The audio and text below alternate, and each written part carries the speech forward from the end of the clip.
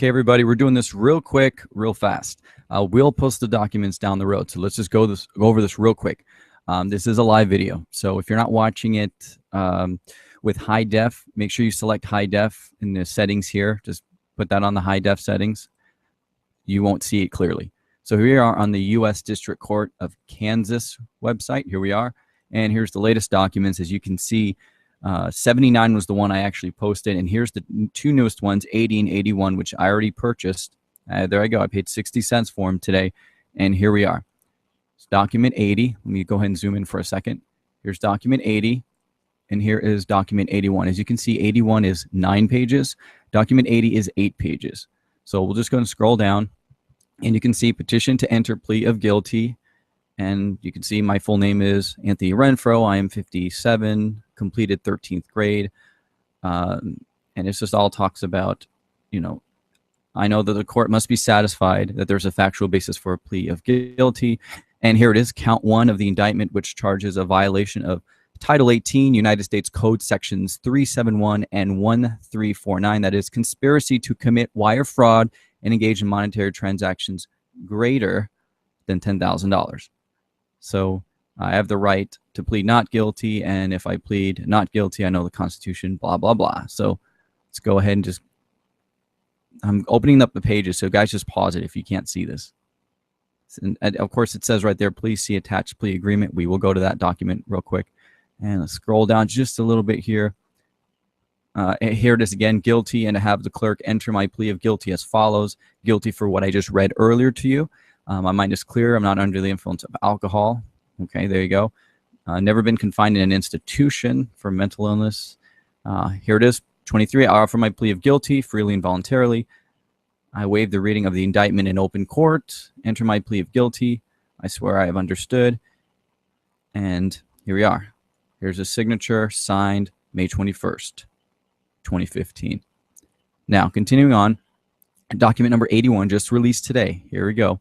Plea agreement pursuant, defendant's guilty plea, and it talks about that again, count 1, conspiracy to commit wire fraud. Defendant understands the maximum sentence is no more than 20 years. Wow. Yeah, I'm reading this the first time, guys, just like you. Defendant agrees to the imposition of a forfeiture judgment against him of $1.6 million. Wow. Defendant knowingly and voluntarily waives his right to a jury trial regarding forfeiture. Voluntary waives all constitutional, legal, and equitable defenses to forfeiture of property. Wow. Factual basis for guilty plea. You can see Anthony Renfrow, the defendant, commenced a pyramid scheme known as 14dailyplus.com. For you guys who are not familiar with that, go to archive.org, and it's very simple. All you have to do is just take this website, 14 Daily Plus, and let's just go ahead and go into archive.org. Now, unfortunately, since I'm streaming this live, no doubt there's probably going to be a little bit of lag. Let's just go ahead and open that up, and here we are, 14 Daily Plus, and you can see the original website that Tony had, 14 Daily Plus. Okay, there you go. Talks about how you can make $840 in 10 days and a bunch of other stuff. And they actually did have conference calls. If you guys actually really care to read into it, they did conference calls for that. Let's see.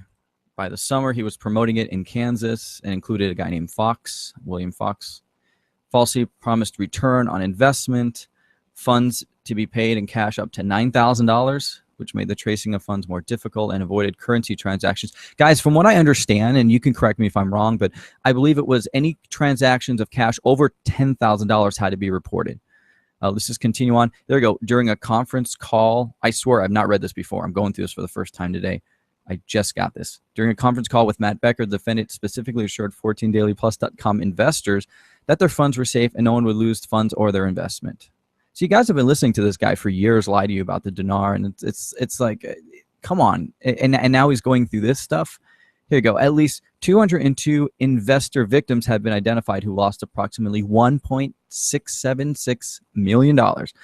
Proposed sentence. The parties propose an appropriate disposition of the case. A sentence of not greater than 1 year and 1 day in prison. Oh, that's not very much considering all that. 3 years of supervised release, no fine, restitution as determined by the court, forfeiture judgment of $1.676 $6 million, and the mandatory special $100. Well, there goes your donations, guys. The parties seek this binding plea. I'll just scroll through it again. Pause this if you really care to read it. I will post this down the road. You guys are you already know I put the SlideShare thing up, right? Oh, you didn't know about that? Okay, let's just do this real quick. So just type in TNT Dinar.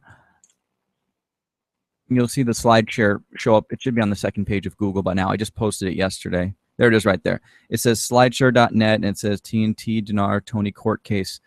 There you can see it right there. It's been seen 45,000 times. That's crazy. And it's got 495 Twitter retweets. So I'll be posting it. I'll be posting these documents here. Anyways, that being said, let's go back. Withdrawal of plea permitted only if the court does not accept the plea and proposed sentence. Payment of special assessment of $100. Let's keep going through this. Full disclosure by United States. Okay, so it just says the defendant understands United States will provide to the court and the U.S. Probation Office all information it deems relevant to determining the appropriate sentence in this case. Let's continue onwards. Identification of assets and closing agreements.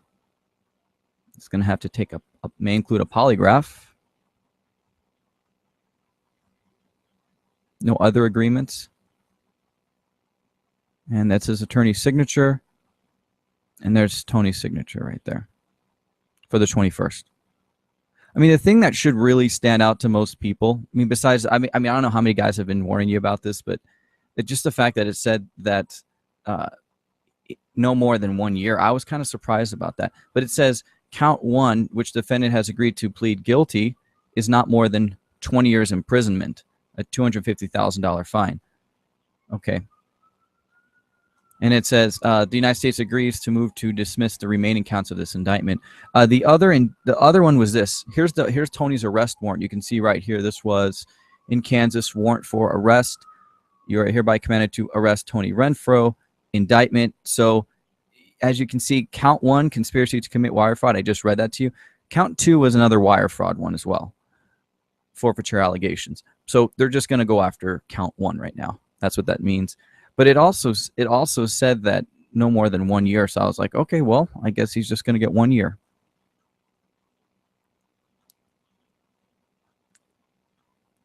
Okay, here we are. So this is, you guys can just pause right here, screenshot this if you want. Proposed sentence. Okay, not greater than 1 year and 1 day in prison. Okay, so I'm assuming he's going to prison. I don't know how that's going to work out, when it's going to happen. I'm not sure what's going to happen with the conference calls. If he's just going to say, I got to go cash out or cash in. I don't know. But anyways, that's it, guys. If you want these documents, subscribe to the newsletter. All right, I'll post them. I'll post them to people actually subscribe. And for the rest of you trolls, good luck trying to prove that he's innocent, because he's just said he's guilty. So all these guys who were saying that he was innocent, yeah. Sorry, guys. Justice is served.